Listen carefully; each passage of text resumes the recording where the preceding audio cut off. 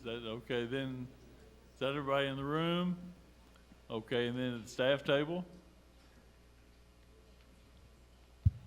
Brenda Putz, TETAF. And Dinah Welsh, TETAF. And then Daryl, if you start the board. I'm Daryl Powell with RAC-Q.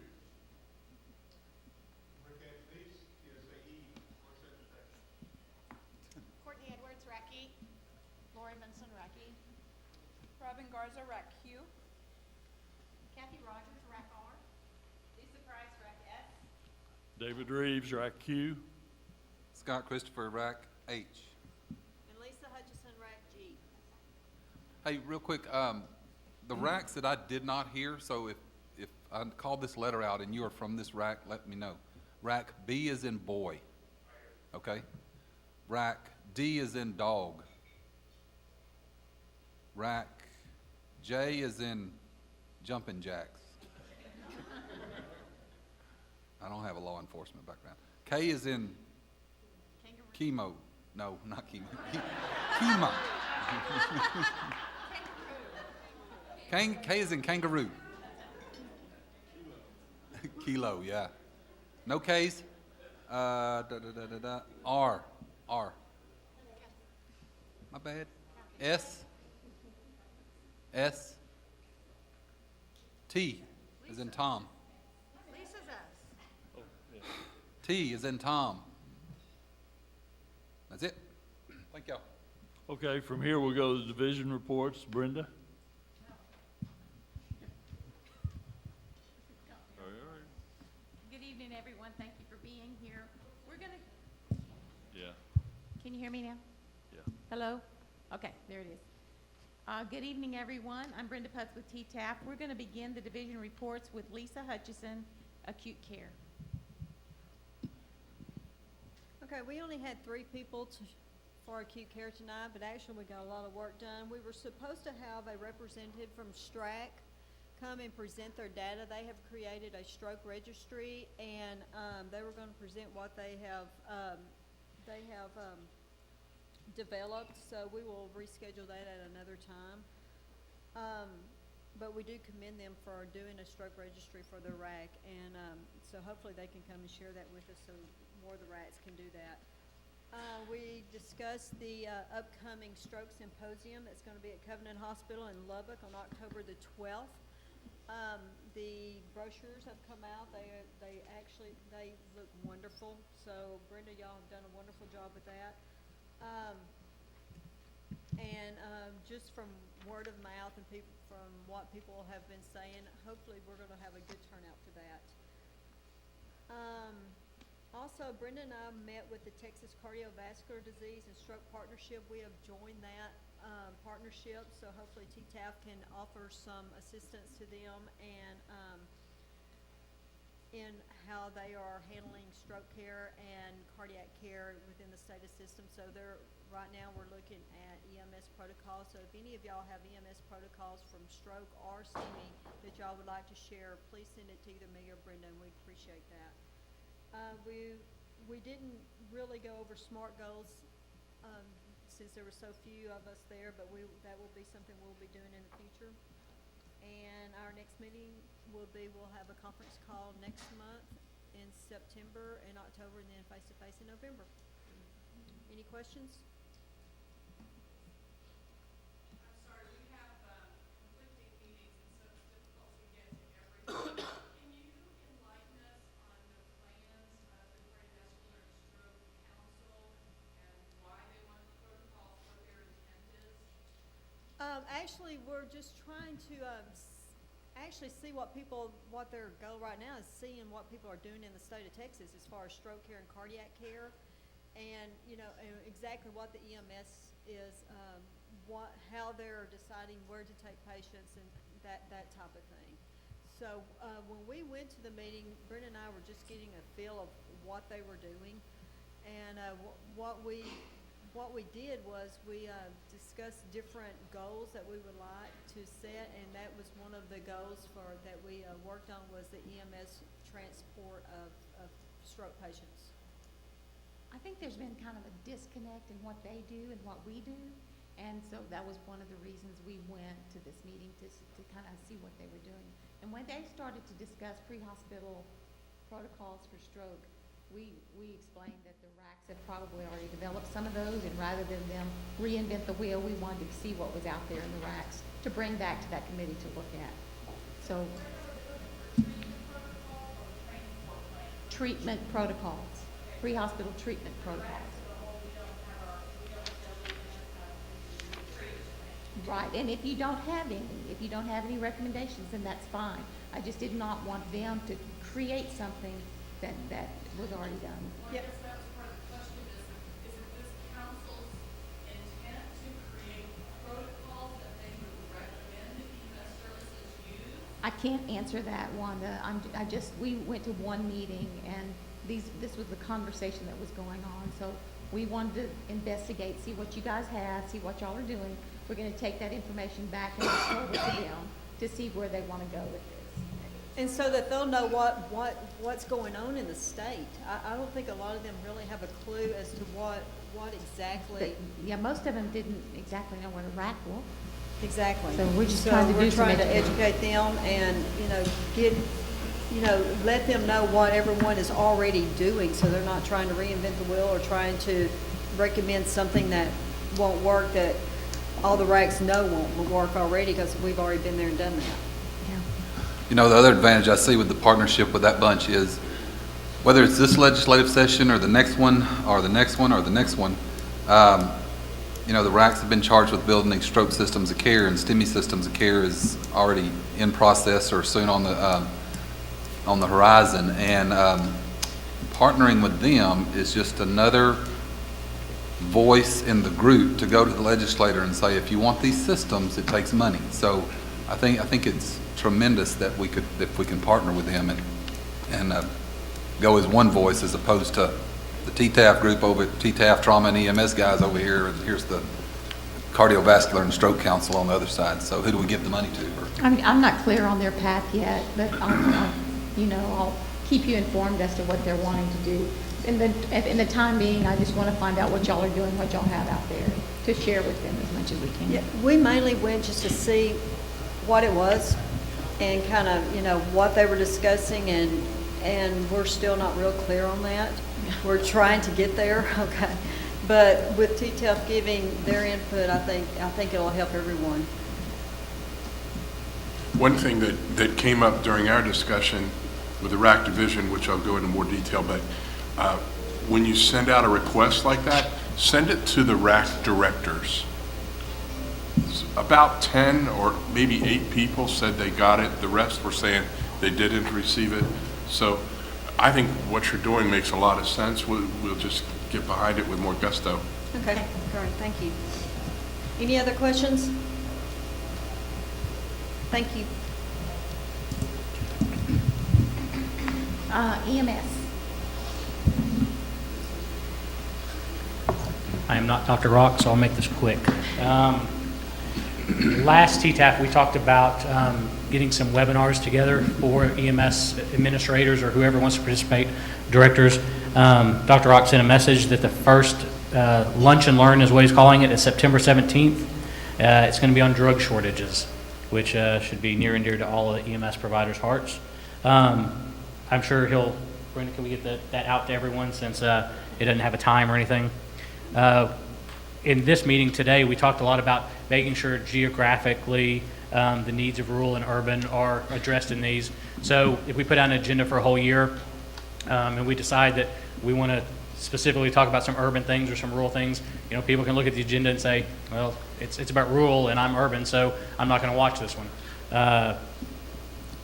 So we're looking for subject matter experts in the different regions, in different areas, and I think over the next 6 months or so, we'll be reaching out to a lot of people that we feel like are subject matter experts to talk for an hour. The other thing that we discussed was, in the past, I believe TETAF has sponsored a medical directors meeting at the conference, and we're asking if you might be willing to do that again. And if so, we'd like to talk about it. So, those are the only things I had. Anybody have any questions? I will just add real quickly, I did talk to Dr. Rock, and he sends his apologies that he's not here. On the Lunch and Learn, the plan is that it will be at noon. And so that first one will be September 17th on drug shortages. And it will be a webinar or WebEx, so you'll be able to actually see him as he presents. He will be the presenter, and we will get that information out very, very quickly so people can get that on their calendar. Thank you. And I'm sorry, I forgot to mention to you guys, TETAF is working on becoming a CE provider for EMS.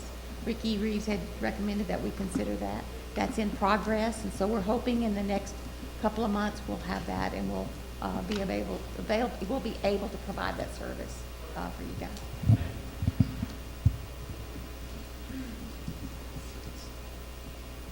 Okay, Courtney, Lori, Robin. I'm going to go first.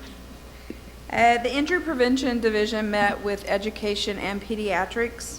And some of the items that we discussed under injury prevention are the TIPS program, the Trauma Injury Prevention Symposium. We will again do that program offered by TETAF in conjunction with TTCF, but offered through TETAF. The offering will be held on February 11th. It is the Monday preceding the February meetings. The location is yet to be determined, but that should be ironed out within the next week or so. And we also have ironed out kind of a draft agenda with some pretty good topics. The take home from the meeting today is that we want to provide you deliverables. We want to provide you some tangible things that you can take back to your facilities, to your agencies, to implement some effective injury prevention programs. So that will be the focus of the Trauma Injury Prevention Symposium. It will be the third, and again, it's offered every other year through TETAF. The other thing that we talked about was development of a statewide injury prevention focus or activity. TTCF has done a really good job this year in distributing some information on fall prevention called the ELF program. So we thought that we would piggyback onto that and continue that focus of fall prevention, and we have a few materials that we're going to look at producing and making available to the constituents, to make it available, but you have to come to the meetings to get your information. So we're going to try to focus on falls this year, provide you good take-home information that you can use at your facility. If we are able to move forward with the budget, then it will be branded with TETAF. And then if you want to put your facility on it as well, then certainly that would be okay. But it would be a TETAF production. And then next year we talked about focusing on texting and driving. There's been a lot of media that have jumped on the bandwagon with texting and driving. I know a lot of you have seen a lot of the PSAs that have come out. AT&T, a lot of the insurance companies. And this is also the injury prevention focus for ATS next year. So we thought that we would jump into that as well and get some good material, some good information, and provide it to you, the membership, to be able to make a statewide stand on texting and driving and have good information to take back to your facilities for distribution. We will have a conference call September 19th. Since we are in the midst of trying to finalize the TIPS program, that information will be posted on the website. Any questions for injury prevention?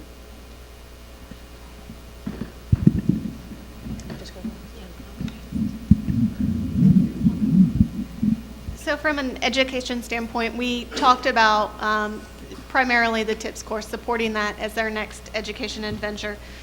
We also discussed the achieving of TETAF, of its SMART goal for the Education Committee, of becoming a CE provider. So that's been hard work on behalf of many, many individuals, and so I think it's going to be a fabulous service that will be very much appreciated. Also transitioning into that, as Brenda always said, that EMS provider as well, and then future directions CME provider. So that is definitely a nice checkbox for the TETAF staff and having accomplished that. We reviewed some of the courses that are upcoming, including the TETAF Data Management course, September 14th, the stroke symposiums that are coming up, reminding the members of the committee that you can find those education offerings on the TETAF website to utilize that website for that additional information. If you're needing speakers or if you're wanting to speak, that is also available there under the Education Committee section. But also making a point to register with the TETAF website so that you will receive the updates and the communications from TETAF. So we discussed that. Lori's going to talk about some of the pediatrics. And one of the lovely members attending the meeting, Kathy Rogers, mentioned that we follow up with the Society of Trauma Nurses. And hospitals are really pushing with the magnet status of everything, of getting nurses certified in their specialty. And there is not a specialty for trauma nursing. So working with the Society of Trauma Nursing, starting to approach that and really tackle that beast and help facilitate that presence and really pursue that. So that's been an action item for me. Does anyone have any questions for the Education Committee? Terrific. I'll turn it over to Lori for pediatrics. Okay, and for pediatrics, so when we're talking about the certification, of course, as Courtney approaches that, she'll make sure that there would be an adult and pediatric version available from the very beginning, from day one. We talked about basically, a lot of people want pediatric resources, so making TETAF and the website and the pediatric division a resource-rich place where people can go for information. So one of the things that Brenda and I actually had come upon was a good resource for radiology and radiation exposure for children. I don't know if everybody's aware, but it's a very hot topic and their risk for cancer later. So there's a website for anybody out there that's interested, but it's a company, it's called Image Gently. It's www.imagegently.com. And it gives resources to the hospital staff as well as information you can share with parents. So it explains to parents what a CT is, what x-rays are, what the exposure is. And then for the staff, it talks about how you would develop your own protocol that are pediatric specific for radiation and radiology studies. There's articles to support that it's evidence-based. So it's just a great resource, and Brenda's making sure that's on the website and available that website. But it's www.imagegently.com. You can also have your staff, your radiology staff, take a pledge that they will follow a pediatric protocol and working with pediatric patients too and decrease their exposure. Another resource we talked about is pediatric transfer guidelines.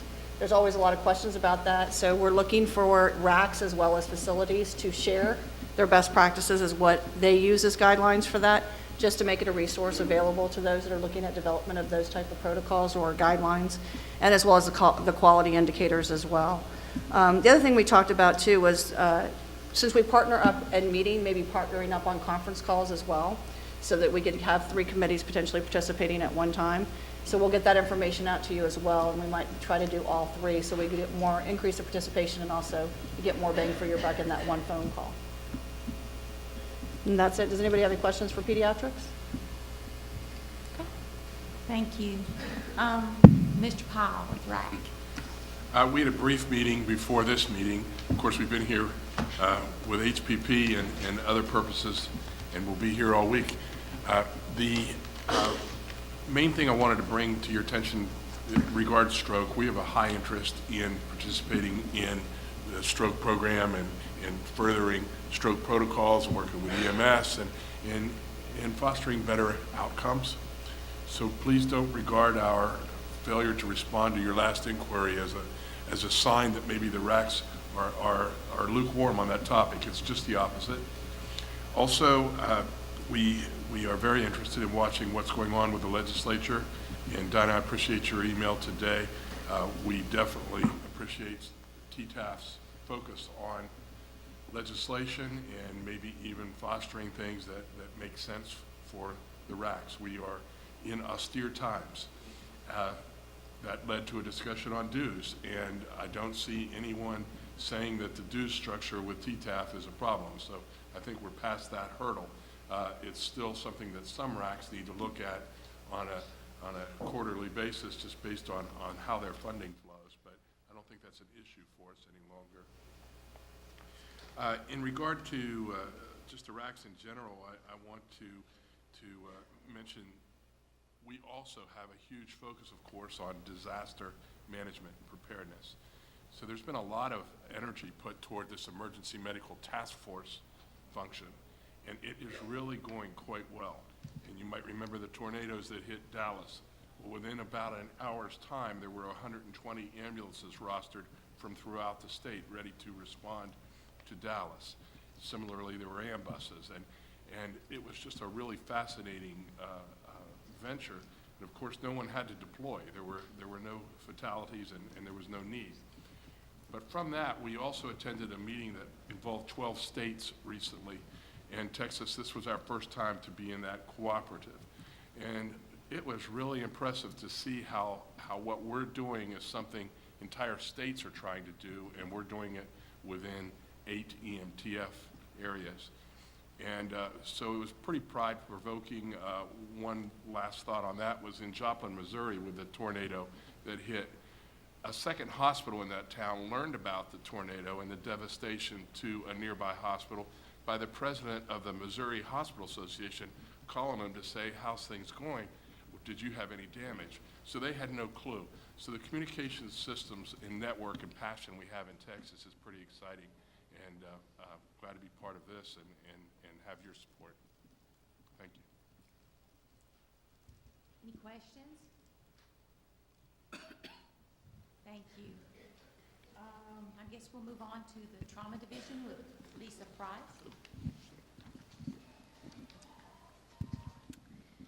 The trauma division met right before this meeting. We had good participation, lively discussion. 16 RACs were represented. There are several things that we discussed. We did go over our goals and our old business. We are still working on the activation criteria white paper recommendation. That's not quite ready to put out as a work product, but that's still in process.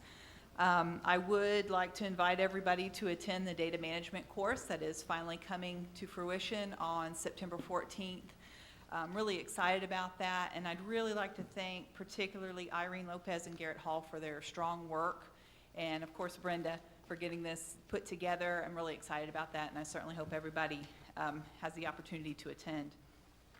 We are still soliciting feedback on the trauma rule, the proposed language. I did send out this about 6 weeks ago or so information to the stakeholders in the trauma division asking for their input, and we did receive some. Most of it had to do with the timeline for data submission for the registry, and then some clarification of terms. We will move and there was some other feedback about TNCC requirements and things, and we will move that forward as stakeholder recommendations. We did also have a presentation from a gentleman named Les Young from DARS, who talked to us about rehab. He gave us some information about comprehensive rehabilitative services for TBI and SCI, and there's actually resources in the state that we can refer folks to who have spinal cord injury or traumatic brain injury, and a lot of us were not, myself included, were not aware of this, and if you were not at our meeting would like that information, please let me know, and I'll give you the number here and the skinny on that. There was, during open forum, some strong feedback about the state of the registry. And basically, the stakeholders feel as if the registry moved forward without taking into consideration the stakeholder input that was given. There are some who feel like we were misled and lied to. And so the recommendation is that TETAF take a stand on giving feedback to the registry, asking for, number one, that the date be changed from September 7th to a later time to allow stakeholders time to prepare for this changeover, to allow us time to work with our vendors to ensure that we have the appropriate data files that can submit, because currently many of us do not have that ability. Also, the recommendation that changes that are made be run through the Registry Solutions Work Group as they were supposed to be done, but apparently there was a lot of recommendations and things that were made by the work group that then were done differently when the registry rolled out. And then also to ask that they share information better and in a more timely fashion, because many of us learned about some specific registry information today. And the registry that we have, track it's already turned off. So there's a lot of people who are feeling very stressed and as if we've been misled in a lot of ways. And so that was kind of an end of the meeting discussion, so we didn't get to flesh that out a whole lot. But that was, I think, I hope if those of you who were there, I hope I'm representing what the group had stated. So there's a lot of angst about that within the stakeholders. And that's pretty much it.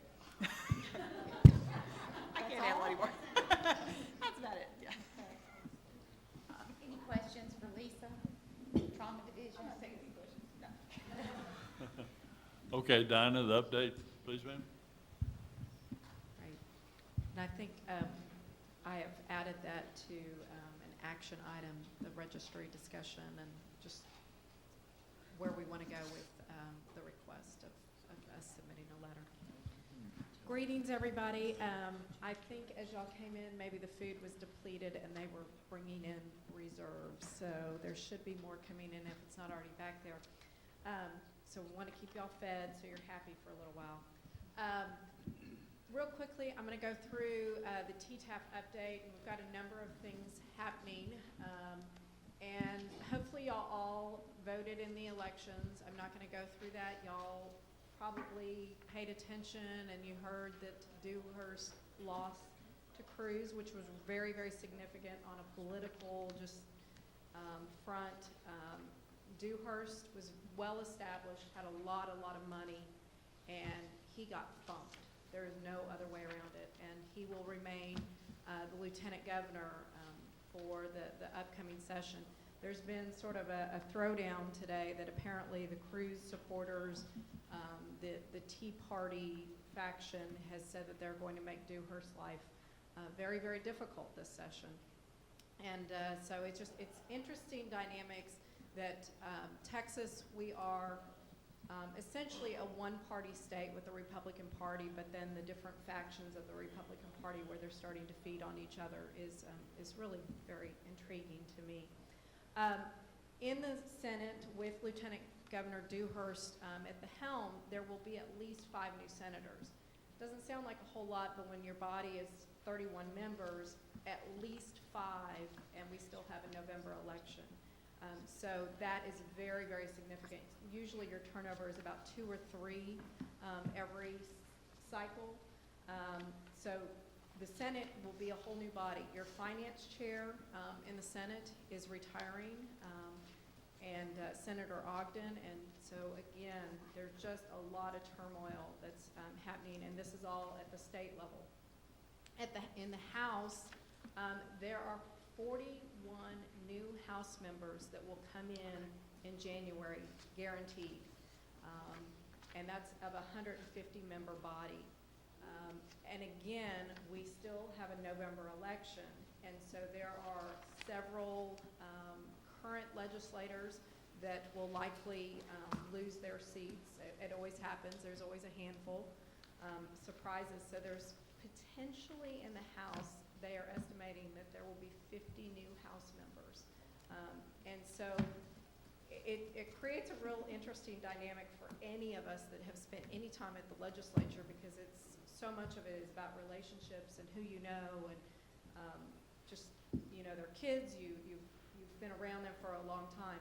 When you have 50 new House members, that is huge. It's significant. There are states that have term limits. Texas has always argued we don't need term limits because we have election cycle, and I think this would be a good example of that election cycle is working. Of those 50 new House members, there's a lot of those that include people that have retired, and so it wasn't all just people that were being beat.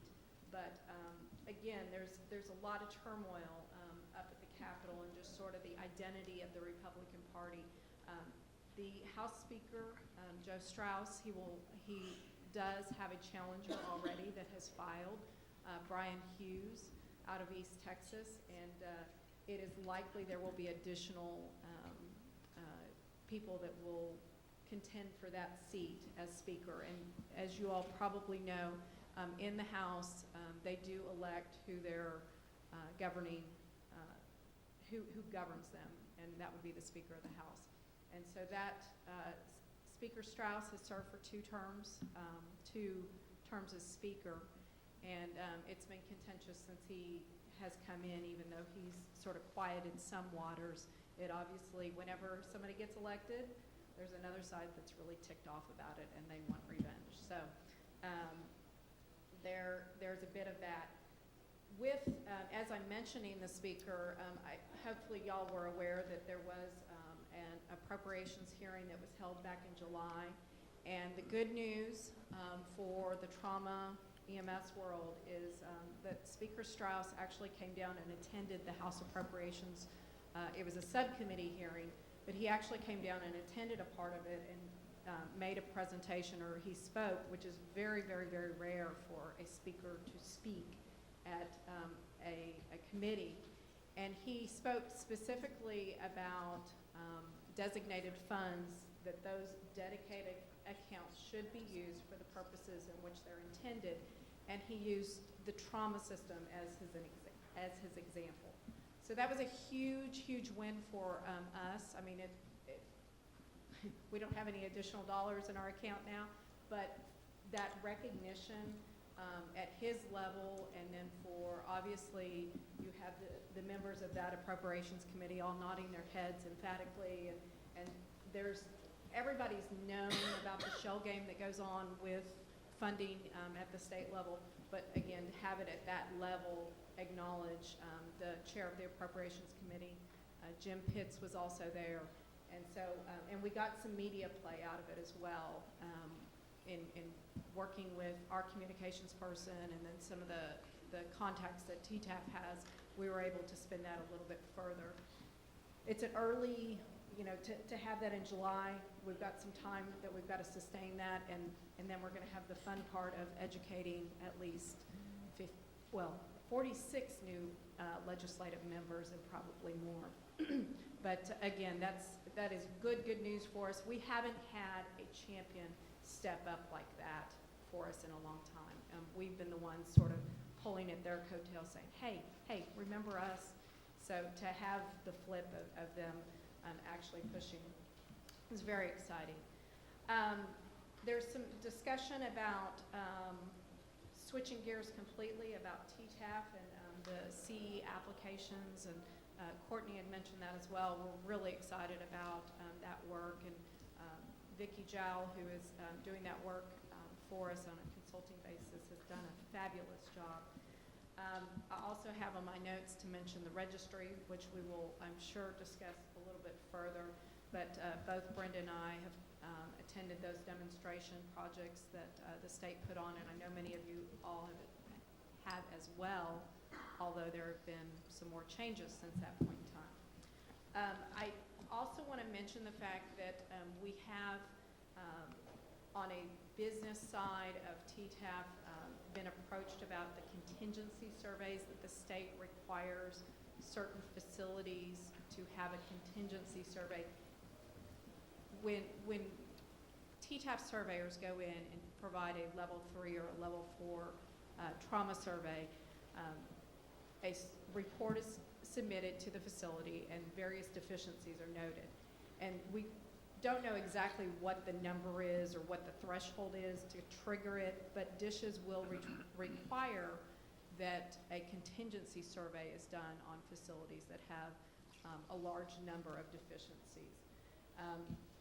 And so we have been approached about looking at the survey fees for those contingencies and looking at some kind of discounting.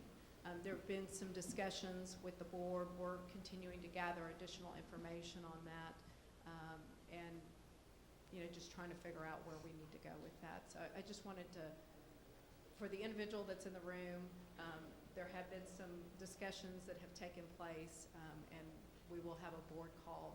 My intent, and Jory and I have discussed this as well, is that we will have a board call here in the next several weeks to lay out all that information and make a board decision moving forward. I think that is all in my update at this point in time.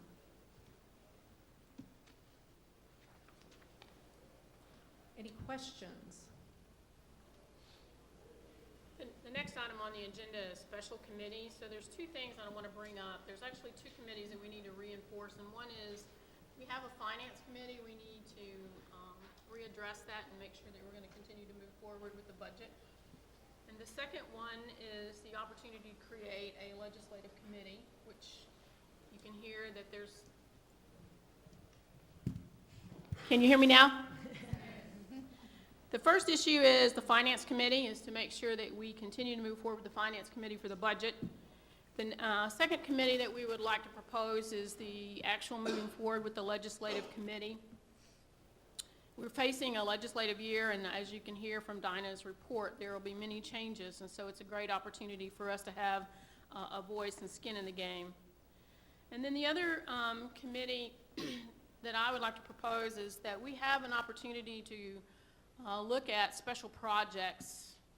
Brenda and Dinah and I and several of the others have talked about the opportunity to really look at this registry and how we can help as TETAF help the hospitals that need assistance with registry development. There's a lot of concerns about the state registry not going to be able to meet their needs as they did with TRACIT or attempted to do with TRACIT. So the bottom line is we'd like to have a group to look at that. And so those are the three committees, in addition to our divisions, that we would like to propose. Obviously, those committees need their objectives and their goals and their strategic initiatives completely outlined. So I just want to open up and see if there's any discussion on that, recommendations, thoughts. Let's first start with the Finance Committee. Is there any objections to moving forward with our Finance Committee? And I think it's time to look and see if there's members on that committee that want to be replaced or to add new blood into the Finance Committee. I think it's critical that we keep the finance. I mean, they're really focused in what they've done. They've produced good product when they do meet. I do agree that we probably just need to look at the membership and see if, and poll them and see who's still interested in playing, who's not. And, if it stays the same, it stays the same. And if it needs new blood, go from there. If you're a part of the, or was a part of the Finance Committee, would you please stand up? I know, Rick, you were on it. Jackie Betts, I see you in the back of the room. Scott, you were on it. Wanda? Anybody else? Lori? I know myself and Dinah participated, and Brenda as well. So again, that'll be one of the action items. The next one is legislative activities. So what we'd like to do is, if you are interested in serving on the Legislative Activity Committee or Legislative Committee, before you leave this session, if you'll touch base with Brenda, Dinah, or myself, and then we will move forward with the objectives. And part of what we need to do is establishing the committee structures, establishing what the criteria to be a member of the committee actually will be, and the number of members that need to be on the committee. Any comments on that, Dinah? I think one of the priorities of that committee will be, in the past, TETAF, we have just played offense and defense, I mean, which is what you do, but we've played offense and defense based on the legislation that was filed, and we have not initiated any legislation. And initiating legislation, we could certainly do. We've got some time, but our window is getting small, and I think the challenge is figuring out what the consensus is of what we want to push forward. And there may already be groups, like for injury prevention, some of the DUI issues, things like that. There may be groups out there that are already starting to push those, and we can just get together and help them support that. But I guess what I think of specifically is, our discussion back in December with the RACs of what do we want to do with the current RAC statute, and do we want to look at tinkering with it, and what are the pros and cons of that. And that, to me, is the most likely thing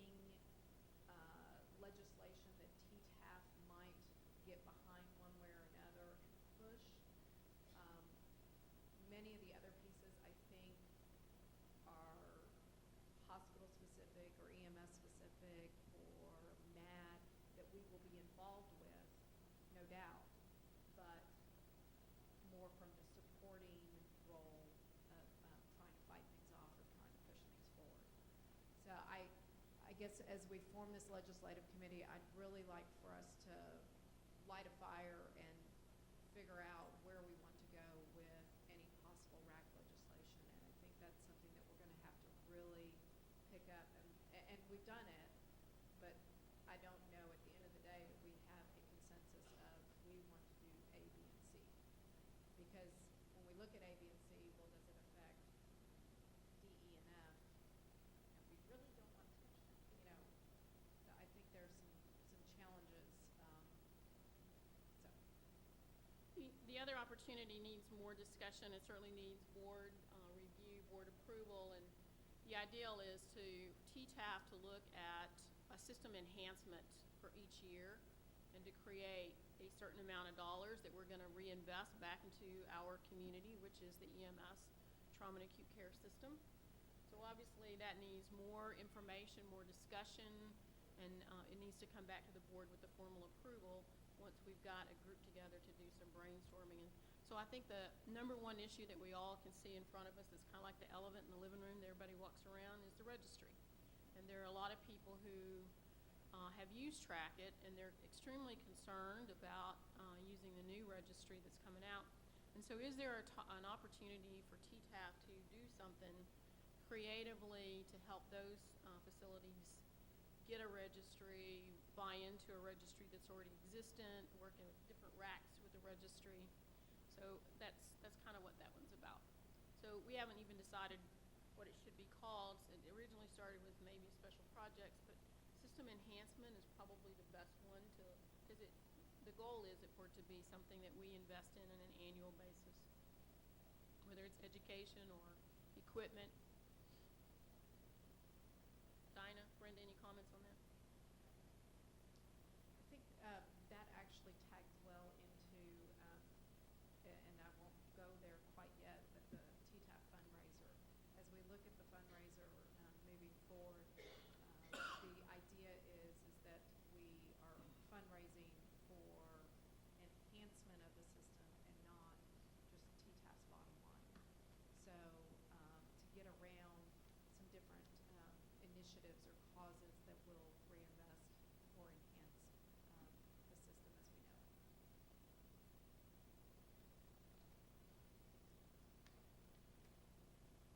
So we'll bring those back to action items at the end.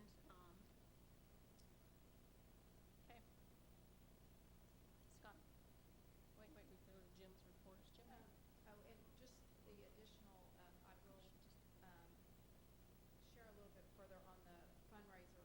We have looked into several different options and the cost on a fundraiser. And what we are zeroing in on, unless somebody lays down and says, no, is during the Crazy EMS GTAC League in November is to do our fundraiser at Esther's Follies. And I don't know if any of y'all have been there before, but Esther's Follies is on 6th Street. It's right across from the Hilton, walking distance.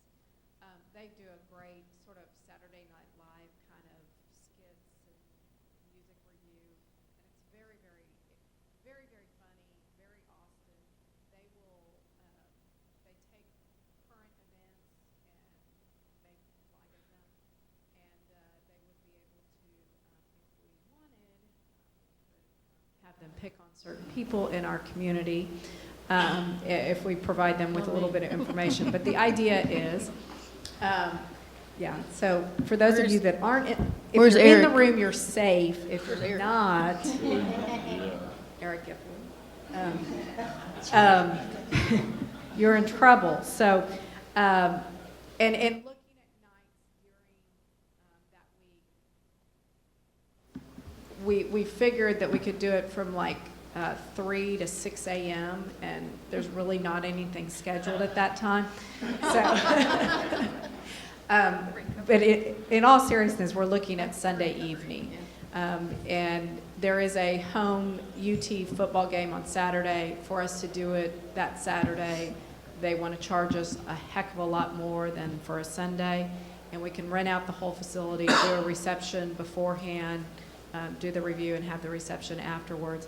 I know that there are other competing events Sunday. There is not a free and clear evening that whole week, and I understand that. But the idea also is, I know that a lot of the air medical parties are large and significant, and maybe we can help. They can help us with ours, and we can scratch their back a little bit, and work that out. But that's what we're going towards, is a Sunday evening fundraiser at Esther's Follies. I think it'll be a lot of fun. We'll figure out, costs and timing of everything, and sponsorships.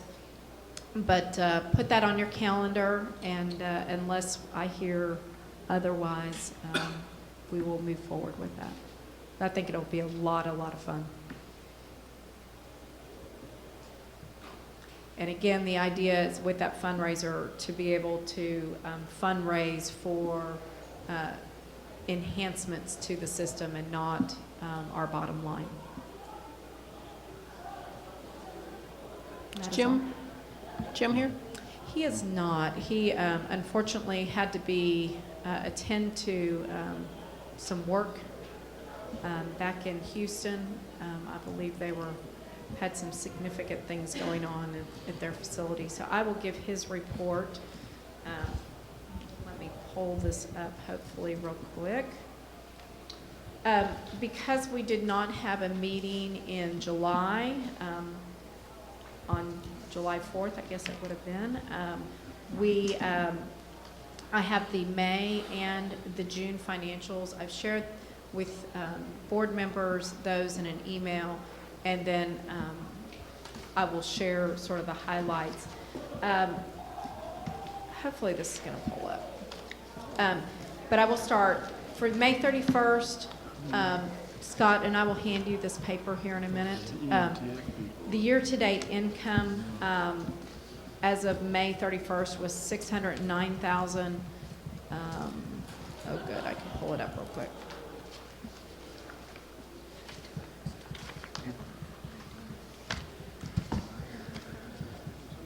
Okay, so looking at these numbers, through the end of May, our total income was $609,865.57. Our budgeted income was $677,742, which is a difference of $67,876.43. That difference, just as a reminder, I know y'all are probably going to think I'm a broken record, is primarily in the stroke support facility surveys that we are over budgeted for, and then some of the, at this point in time, the RAC dues, RAC fees had not come in, so that was also a significant change in what we had budgeted. Hopping down to year-to-date expenses.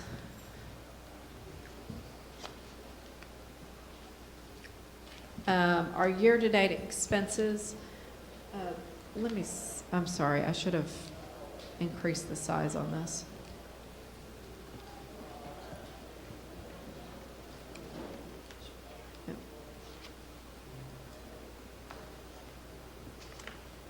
Oh, that's probably, like y'all could actually read it now, maybe. Sorry about that. Okay. So, total expenses through the end of May, $505,170.55, as opposed to what was budgeted, which was $598,251.97. That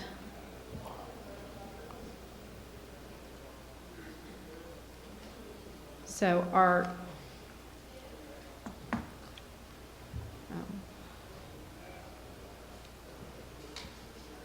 okay.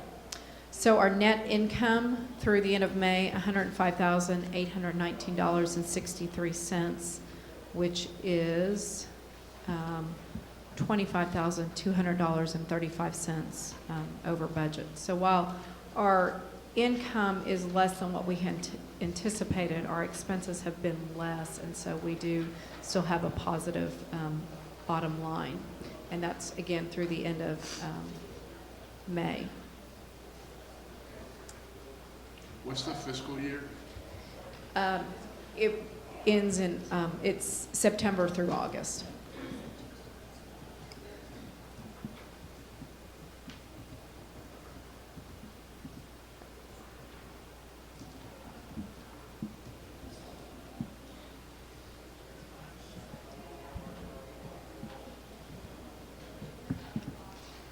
You got anything else, Donna?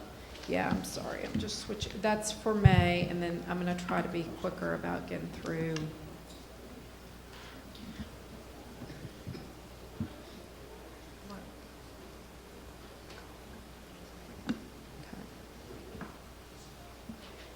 And then this will be June, through the end of June.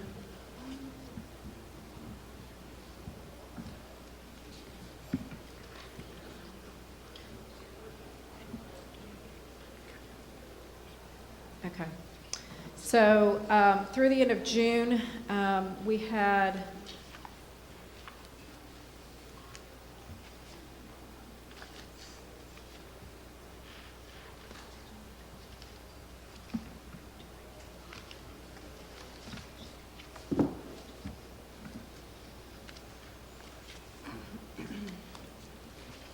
sorry, now I've increased the font that I can't.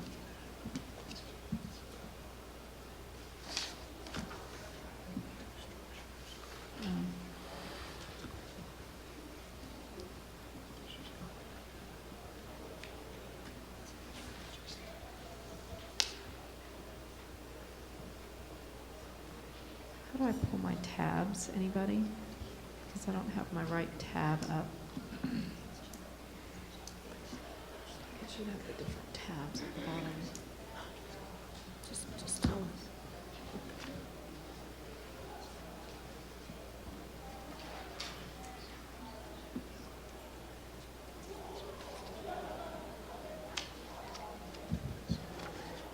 I'm sorry, this is my, is the balance sheet, and it's not giving me the full year-to-date income. I've got it written down here, and I apologize, I cannot pull my tabs up right now that list the different balance sheet, that kind of thing.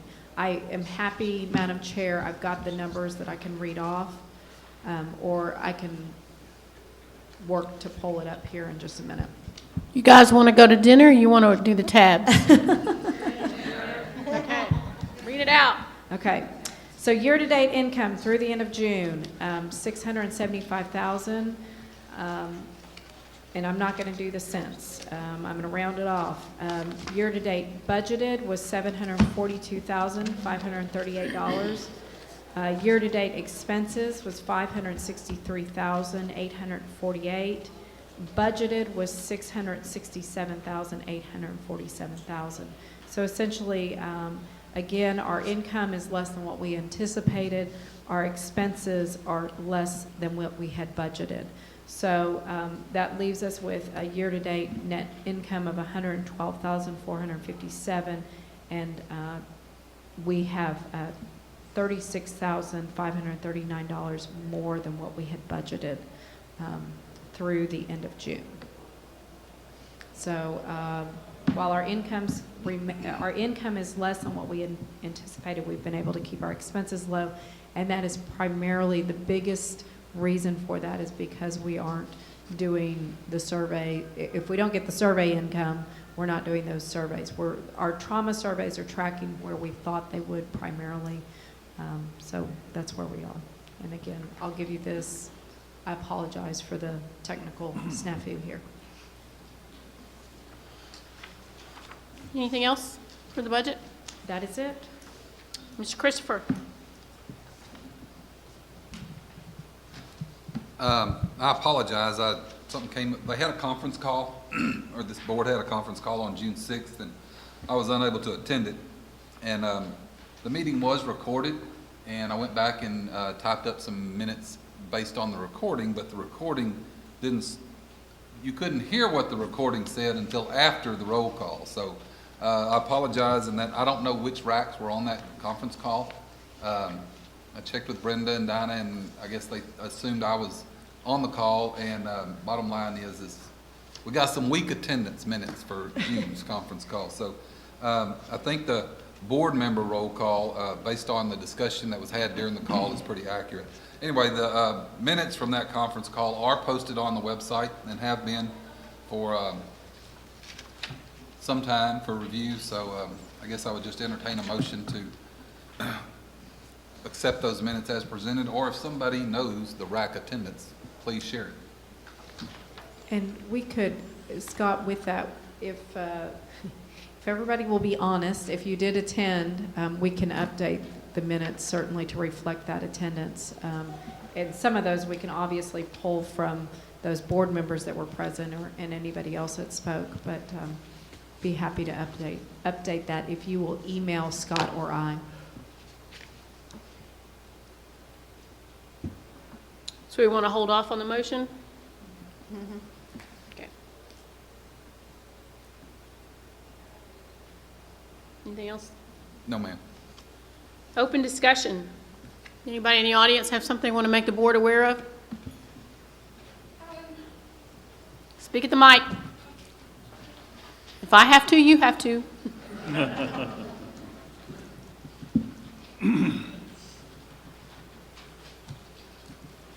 Hi, I'm Chelsea Yerker. I'm with Limestone Medical Center in Groesbeck, and we're a very small level 4 hospital. We have about 20 beds. And I'm the one that posed the question about the contingency review. When we had our designation survey or redesignation survey, we had, I believe, I want to say 13, I could be wrong, it could be 16 deficiencies on our survey. And we completed our action plan. I've completed all of my reporting to DSHS. And we were told that we would have to have a repeat site review or a focused review, I'm sorry. And so my question was, once I finished all of my reporting to DSHS, I received an email that said, let's see, thank you very much for sending the required reporting documentation. You have successfully met your criteria deficiencies and contingencies will be removed from the website. So then my CEO wants to know, why are we having to pay $5,500 again within 2 years to have our site reviewed? So I kind of needed an answer, and I don't know what to tell them. Well, let me just comment on that. So first of all, I don't know what your 16 criteria deficiencies are, but I don't know how, is anybody from the state in the room? Emily, I saw you in the back. So are these 16 criteria deficiencies paper documents where they can be eradicated, or because the real issue is if I have to go in and do a site survey all over again and look at the medical records and do all those pieces and write a report, then I'm doing the same level of work. So whether it's 4 criteria deficiencies, 16, 17, 21, 23, it's the same work. So that's the reason I'm asking if it's a paper, like if you don't have a board resolution and you turn it in, that's kind of one of those things that I might agree with you. But if I have to go in, or a site surveyor has to go in and do a walkthrough review, medical record review, have the same process again, it's the same amount of work, whether it's a contingency, a focus, or an initial survey. So that's the reason we're kind of asking what kind of, I don't know what those criteria deficiencies are. So, What's the question? To me or her? So I guess what I'm hearing is she's saying we had 13 criteria deficiencies, we sent you the paperwork, the state said you're fine, you're now designated, but you still want a contingency review to take place. So the question is, That scenario that just described, I don't understand why that happened, if it did. I'd have to go look at your file and see what happened. That doesn't sound like what we do, because it sounds like sometimes with criteria deficiencies, I just want to clear this part first before we go. When we require reporting, if there's deficiencies, we can require reporting and a focus review, or sometimes reporting, or sometimes just a focus review. It just depends on the nature of the deficiencies, it depends on how many, or it could just be one big one. You know, I mean, that, just so y'all know, that's how the state decides. And then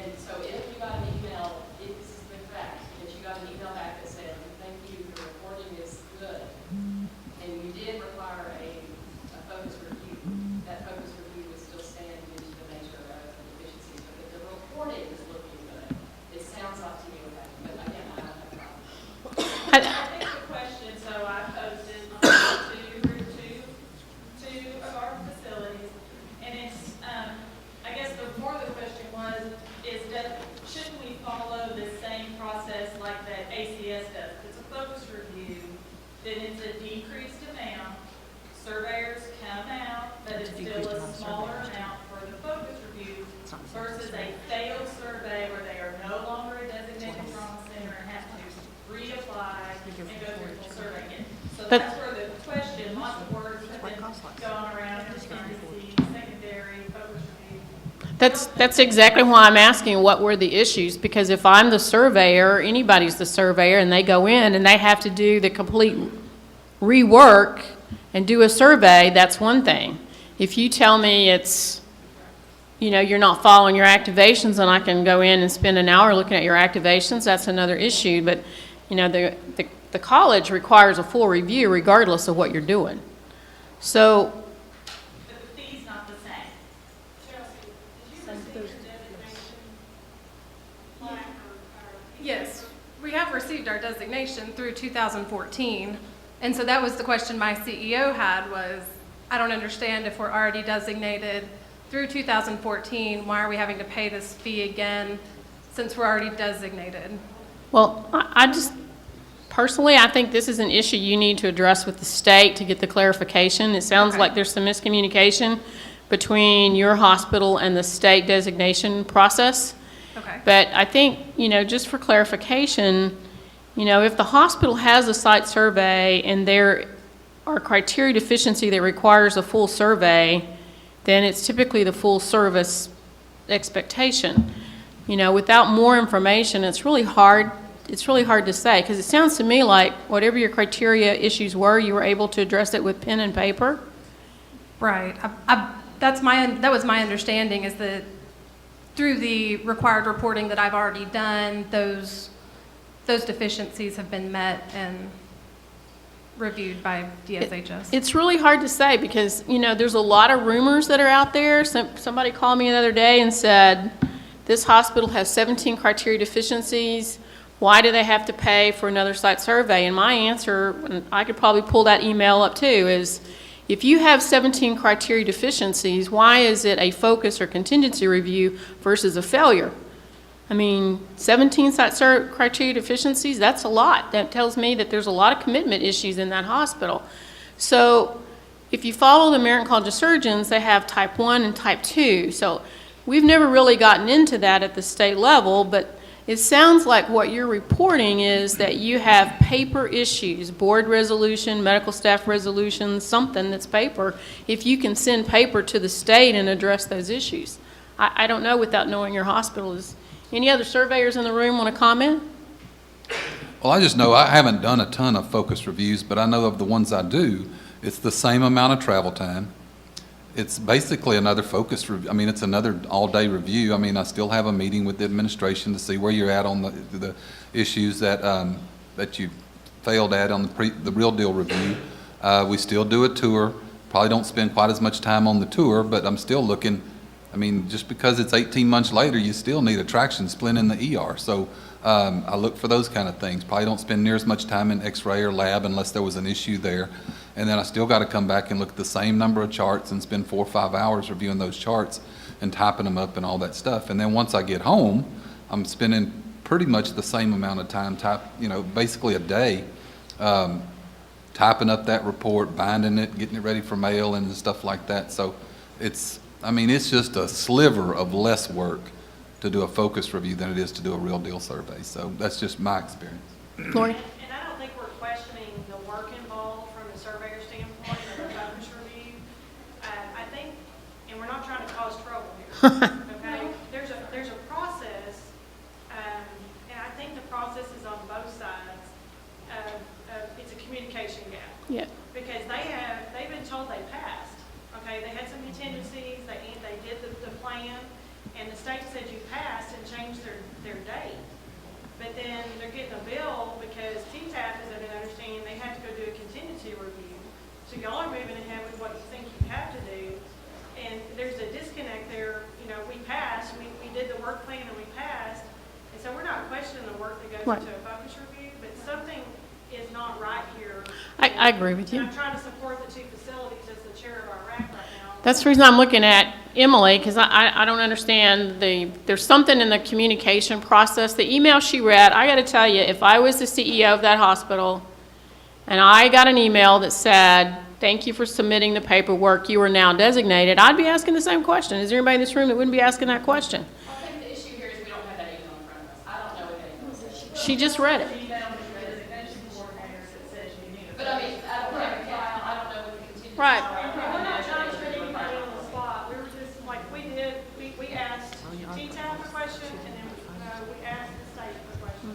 And so we're trying to do our due diligence here, and we're not trying to cause trouble. Right. There's a process issue, and, you know, with regards to designating the 3s and 4s, which TTAF does, I don't see in writing anything about the number of type 1s or type 2s. We've never gone that, Right, and I think that's just an evolution of growing. I mean, that's a good thing. And so Can that's I- why we're bringing it up. It's Lori, not- can I just say something? TTAF really has nothing to do with the designation. TTAF sends a surveyor in to provide the service.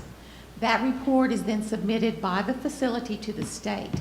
The determination of whether the deficiencies remain, because we always do potential deficiencies. If the deficiencies remain, that's a determination of the state.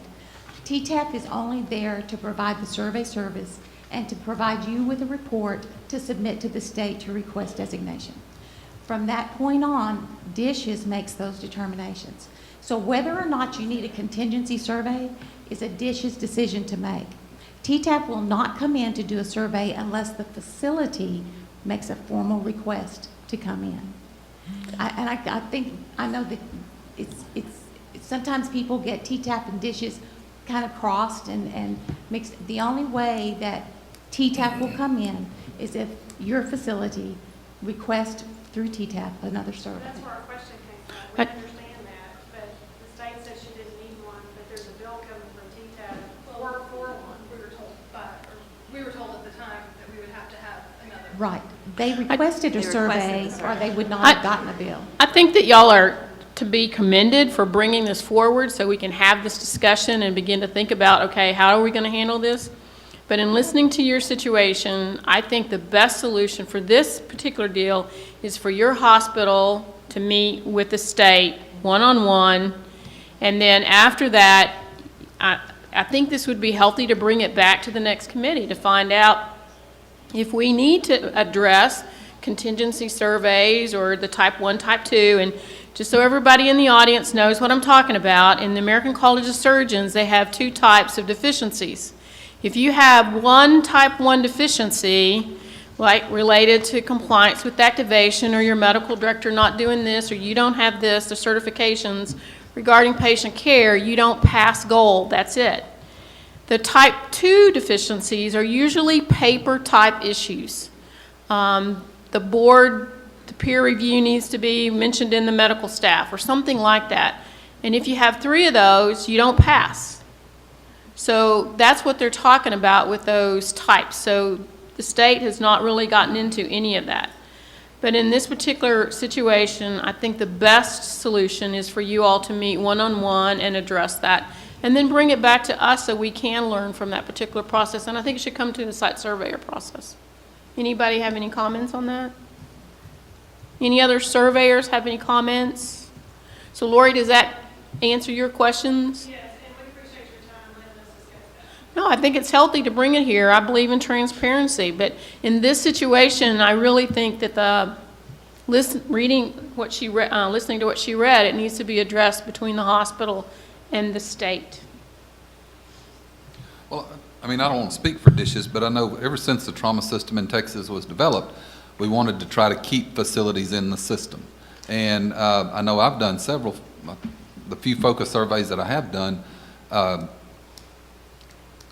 and following up with other hospitals that didn't need a focus survey, you know, they may have had some criteria deficiencies, and some of them were redesignated, and all they had to do was submit stuff for a month, a quarter, for next year, or whatever it was, per DSH's instructions. And I think most of what happened at this institution, and correct me if I'm wrong, Emily, is this facility had a lot of criteria deficiencies. To keep them in the system, they were redesignated, probably corrected a lot of this paper stuff pretty quick, but then also to ensure that the facility made the process changes or improvements that I'm assuming were lacking. They said, to maintain that designation, the final 18 months of this 3-year redesignation cycle, we got to bring somebody out there and make sure you're doing it. Because you can't prove it on paper. So it's just, it's just a different kind of requirement to maintain that redesignation. If somebody would have went out there at this focus review and they still had 14 of those deficiencies, well, I'm assuming that DSHS would have said, you ain't designated no more. So that's the way I understand the process to work. That's what, Emily said she can't answer that without looking at the file, though. Sure. Right. Okay, any other open discussion? Do we need to talk about the TETAF elections or anything, board elections? That is an additional item. Thank you, Scott, for cueing me with that. The TETAF elections will happen in November. Our rotation is that the chair position is up for election. Jim Parisi, who is currently our treasurer, his position is up. Then 2 of our at-large positions, which are held by Rick Antonese and then Dr. Ryan, are also up. And so we will be sending out, as we have done in the past, is sending out a request for those that are interested in being nominated, that those nominations work through the racks, and then we compile those and we'll put a ballot together. The timeline would be that we'll send out that request for nominations here in just the next week or 2, so that y'all can start discussing at your rack level if there are individuals that are interested in serving, that they would come forward, that you would maybe visit with them about the positions. I am uncertain about 3 of the individuals of their interest or intent to run again. One of the individuals has indicated that they will not run again, and I will let that individual share that if they would like, but they don't have to. So we will have some open, at least potentially 1 open seat where there will not be somebody running again. And one of the items that we have looked at before and has been sort of pushed to the side is our bylaws committee of looking at, currently our at-large positions are truly at-large. They are not demographically represented in any way as far as small rack, large rack, hospitals, EMS, or anything. And then we have our divisions as well that are represented. And I will have to double check on what our bylaws say, and David's so good about remembering bylaws, but what our bylaws say about our division chairs. We had sort of been in this cycle where we've been re-electing every year. I think the intent is that half would be every other year, but I know this last time every division did re-elect again.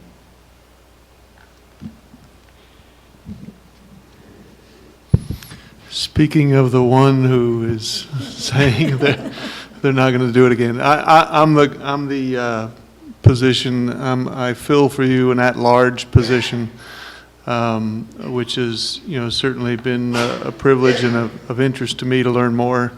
But I continue with the RAC division and other things. At-large is an opportunity for representatives of all disciplines and locations throughout the state to sit on the board of TETAF, and I think it's important, in my opinion, that be a rotating opportunity, not one that's retained by someone. So I will be stepping away from that position. Thanks. We'll let you step away from the big table, but you don't get to step out of the room. So,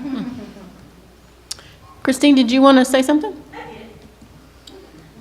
To add to what Daryl had said and that we heard injury prevention talk about, and y'all talk about furthering the trauma system and other systems. One of the things a lot of the executive directors have discussed, and I know GTAC Injury Prevention's talked about it, is the statewide injury prevention program where we kind of just choose that one thing we can all roll out at the same time, same information. That works real well for us in our individual RAC personally. But it would be nice to maybe put some of that money back into something. I heard them mention maybe doing that with the texting and driving, you know, and some other things, maybe more car seats for some kids' safe programs, some things like that. I think that all the racks could get behind. We kind of discussed that just really quick, but I think we all could use the additional assistance with some injury prevention activities, and knowing that we're delivering the same message in Waco as El Paso. So if we could use funds to do some stuff like that, I think that that would go a really, really long way. Whatever that is that gets chosen, but I think that would go a real long way. That's a good idea. Also think from the media perspective, that's really good for TETAF, to have pictures of the activity across the state. I think that would serve TETAF.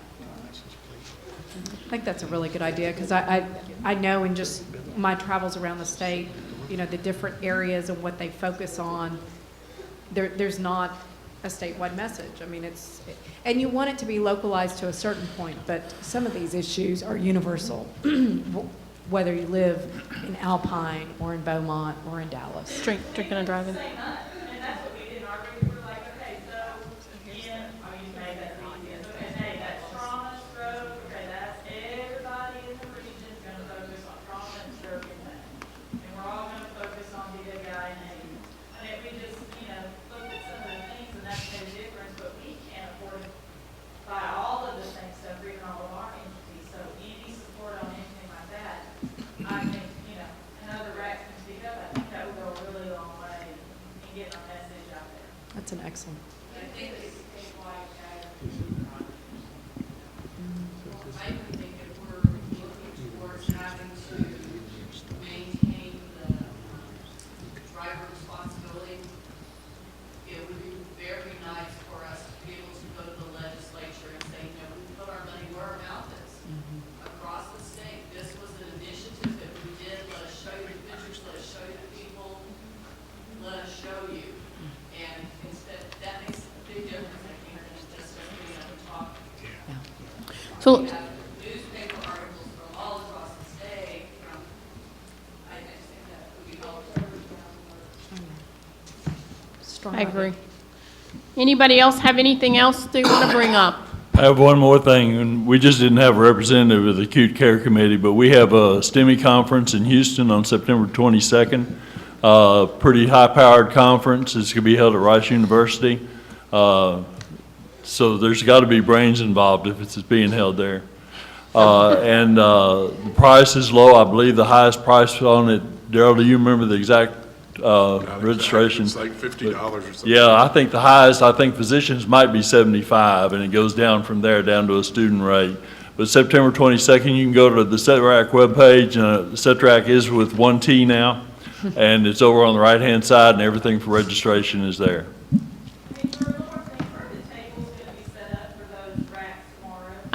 There's been an ongoing discussion. So originally, they were supposed to be upstairs. So currently, we have 11 racks that will have a table, and there are 22 posters. So I asked them if they could move them right out here, so you could kind of go in and out. So a lot of it just depends on. I'll send you I'll try to send you an email. They're going to deliver. The original plan was they would be upstairs. And so with the size, I asked if they can move them down. So Megan St. Clair is the one I'm working with. She said she'd get back to me. So we need to get back to the action item. So the action item, the things that I've heard y'all talk about, and so Donna, Brenda, keep me straight, are the bylaws committee, the finance committee, the opportunity to invest in the legislative committee, and then this other committee that we're talking about, whether we call it the fundraising or special project committee. So any thoughts on those issues? And we need to approve the budget, correct? Approve the financial. Yes, approve the financial report. Yeah. Yes. So can we start with the financial report? That's fairly easy. Motion to approve. Motion to approve from Lori. Kathy, second. Any discussion? All those in favor, please say aye. Aye. Anyone opposed, say aye. Motion passes. So I guess the bylaws, finance, those are already in our bylaws. So we just need Do we need a motion to bring them back or to re-review the committee members? We can just move forward, can't we? Okay. So then the next one is the opportunity to establish a fundraising special project committee and ask for a group to work on that, to define the structure, the membership. Thoughts? Do we need a motion for that? You as chair can appoint a committee. Consider it done then. Any other action items? The elections? I You wanna- think the other action item, Madam Chair, is regarding the registry and the letter request that the Trauma Systems Committee has Okay. put forward.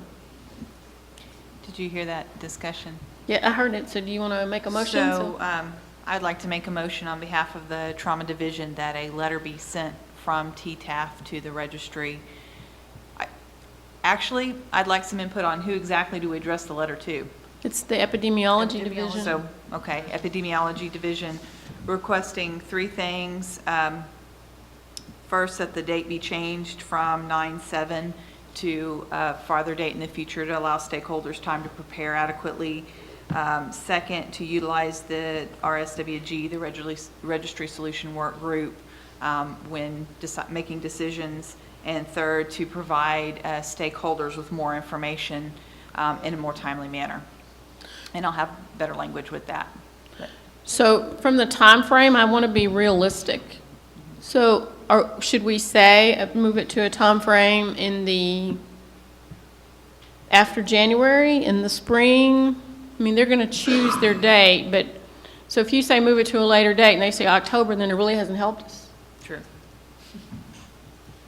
They did move it, right? So the question is, what are you really asking for? Are you asking for a 6-month delay? The problem is, and I think from my understanding, and please feel free, those of you who would like to have some input on this, the problem is that the folks that have private registries have vendors, need time to work with their vendors so that you can get your vendor to have a program that can upload to the registry that is compatible. And right now, many of us don't have that. And so we need time, because we learned today in TTCF that the registry did not work with the vendors beforehand, before they rolled this all out. And so there has not been that communication. So we need some time to work with our vendors to make sure that we can have data uploads that are compatible. Does that pretty much sum it up? So perhaps that letter needs to be a little stronger. In addition, isn't there, Plan for individuals that submit directly to the state system. You can't do anything right now. Right now, we can't do anything. The old registry has been turned off, and the new registry, as far as I know, has not been turned on yet. But the expectation is that, well, initially, without getting convoluted, and we'll be in here till midnight, we were told that the legacy data would still be accepted, but then when we started getting those conference calls, you learned that legacy data will not be accepted. So that put the people that had registry software packages in a huge bind. So those that don't have registry software packages are supposed to start uploading into the new system. My understanding is September 7th. Is that what? Right. But if you ask for an extension, are you like asking, I understood the extension to be that we may or may not turn on the new registry on the 7th, and if that was what the extension was going to be, then you need them to turn back on the old registry so that those entities Yes. that use it that are already understaffed won't have to read that enter in 6 months worth of trauma data. Granted, it'll be a small amount in comparison to larger facilities, but, I mean, if we can include that, if that's what we're talking about.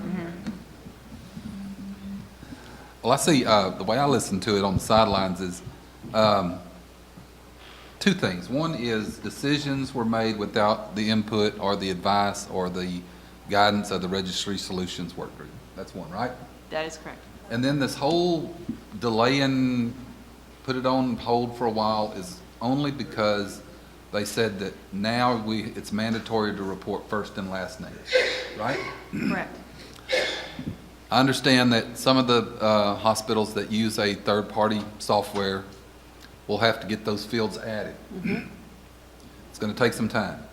So my thinking is go ahead and turn on the web-based entry so that those hospitals doing that can keep on keeping on, and all they got to do is add the first and last name if they hadn't already been doing it, and then allow the hospitals that have this need to build these fields that may or may not have even budgeted for it.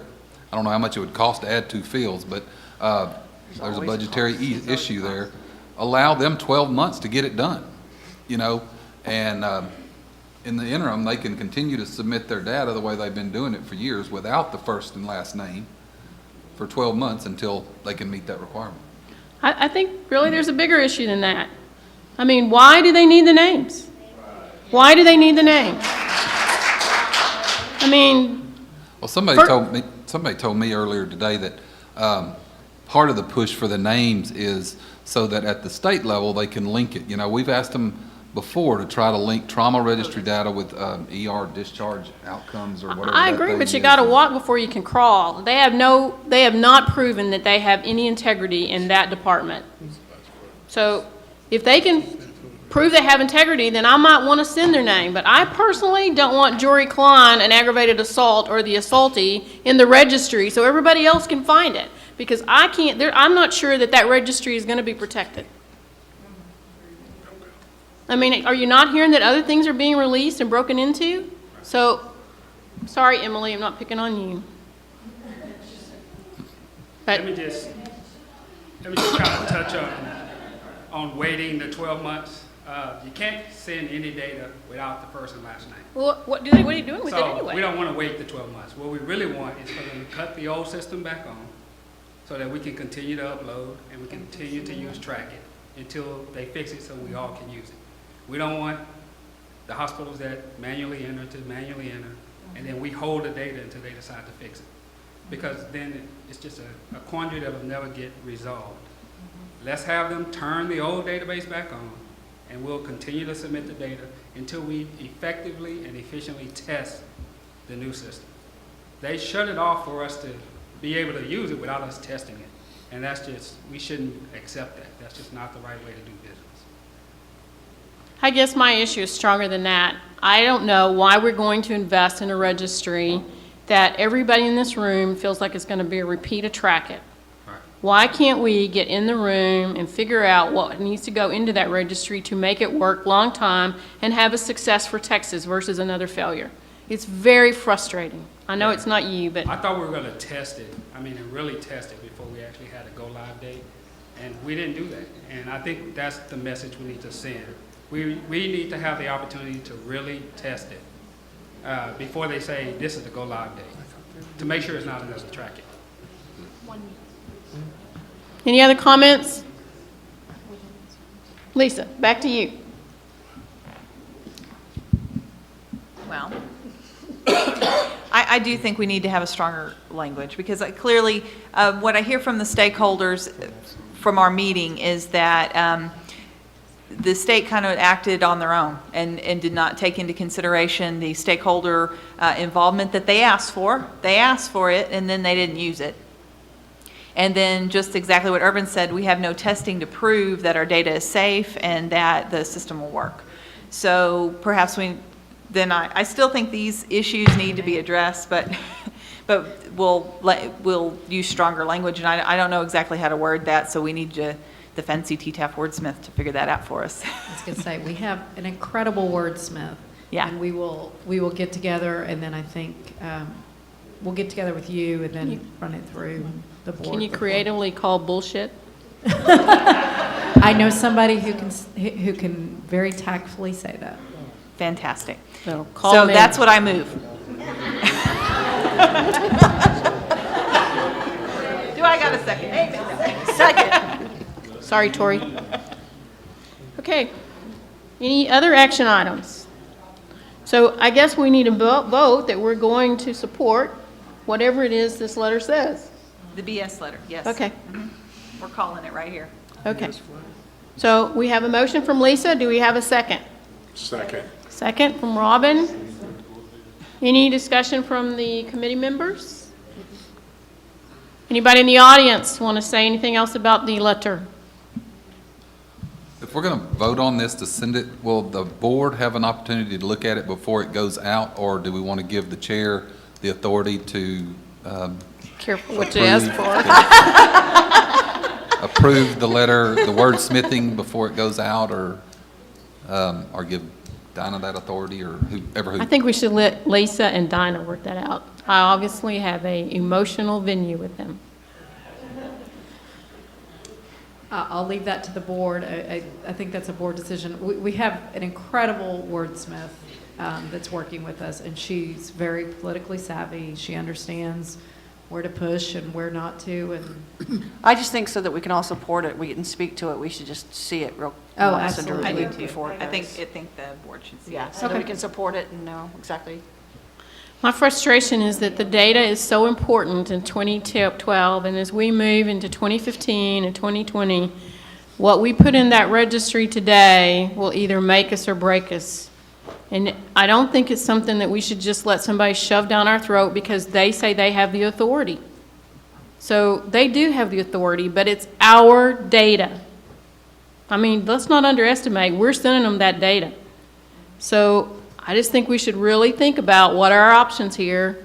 I'm not trying to instill a riot, but I think that we need to be in the room and ask those very pointed, very critical questions, because I don't want to be in a room in 2015, if I'm still around, and hear that it's not working and that we had an opportunity to pull the plug on it. So I think we just need to be very cautious here, very proactive, but I think we need to be very firm.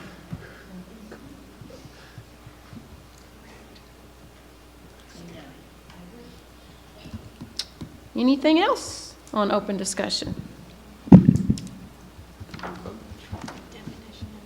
Oh, yeah, we got to vote on it. All those in favor, please say aye. Aye. Okay.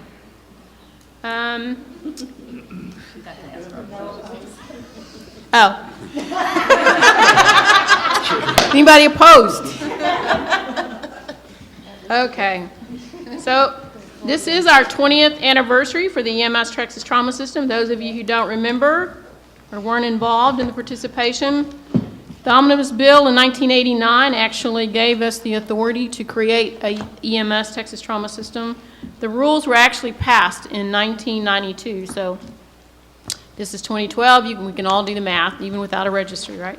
So the bottom line is that there are many celebrations that you're going to hear between now and the end of the year. So tomorrow, the RACs were invited to have a little display table. In addition, anybody that had a poster that they've presented somewhere, it's just information sharing. There's no judging, and nobody's going to walk around and ask you questions. People ask, well, when do we have to be there? All you just really needed to do is set it up, and then people can come by and look on their own. But it's an opportunity to see where we were, where we are, and potentially where we may be in the future. So the priorities for the next meeting, Ms. Welch, do you have anything specific? Priorities for the October meeting, we do not have a September meeting scheduled. One additional item that I will share that we are starting to look at and investigate, and we will get after very quickly, is the idea of doing a survey prior to the legislative session. And that would be a survey to the public about perceptions potentially on EMS and trauma. We are at the very beginning stages of this. It's being bounced around, but I will bring additional information back to you all about that. With the general election in November, the ideal time to do it would be right after the general election, so we would have some time to get that in place. But what we would work on is probably, maybe a dozen questions, and again, work with the experts on how you phrase those questions. But that could be very valuable as we go to the legislature to demonstrate what the public understands with the trauma and emergency healthcare system, and where that value is, and where they value that in priorities. These are just some ideas that are being bounced around at this point in time. And obviously, we'll be seeking your input as we develop that and if we do move forward with that. But I think that would be a key piece as we move forward for the legislative session, especially with so many new legislators that will have no idea about a lot of what we do and a lot of what other people do. So the more information we have, the better. So that will be a priority. Anybody else have anything they want to bring up? If not, I'll take a motion to adjourn. So moved. Done. Thank you.